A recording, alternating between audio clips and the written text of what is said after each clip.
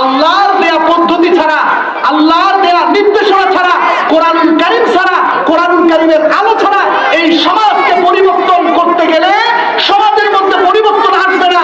সমাজের অন্ধকার দূর করতে গেলে সমাজের অন্ধকার দূর হবে না। দিনের পর দিন অন্ধকার বেড়েই চলবে, দিনের পর দিন অন্ধকার বেড়েই চলবে। সকলে চিৎকার দিয়ে বলেন ঠিক নেবে ঠিক। আল্লাহ তাআলা এই কথাটাই কোরআনুল কারীমের মধ্যে বলছেন। আলিফ লাম রা কিতাবুন আনজালনাহু ইলাইকা লিতুখরিজান নাসা মিনাজ যুলুমাতি ইলান নূর। আল্লাহু আকবার বলেন।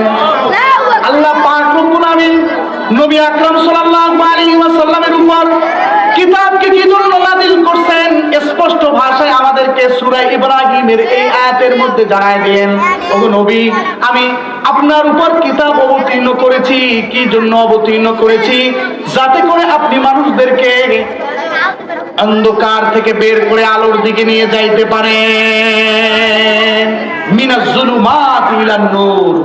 যুলুমাত এখানে মুফাসসিরিনে কেরাম তাফসীরের কিতাবের ভিতর উল্লেখ করছেন, যুলুমাত অনেক ধরনের যুলুমাত, জুলুম রয়েছে, অনেক ধরনের অন্ধকারচ্ছন্নতা রয়েছে। এই সমস্ত অন্ধকারচ্ছন্নতা, অন্ধকার থেকে মুক্ত করতে চাইলে কিতাবের মাধ্যমে, কোরআনের মাধ্যমে সম্ভব। অন্যথায় অন্য কোন উপায়ে, অন্য কোন পদ্ধতিতে এই অন্ধকার দূর করা সম্ভব